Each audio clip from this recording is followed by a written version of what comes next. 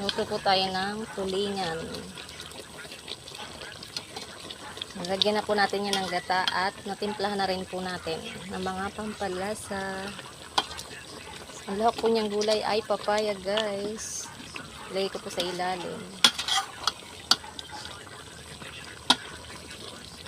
Pakuluan lang po natin ito kasi marami-rami pa po yung gata niya.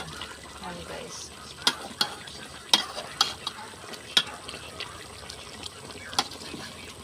Iga-igahin pa po natin ng kaunti. Ayan, guys, naiga-iga na po yung ating gata.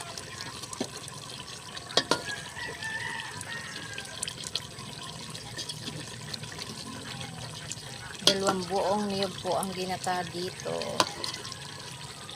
Ayan, guys. Dito nga masyadong mata.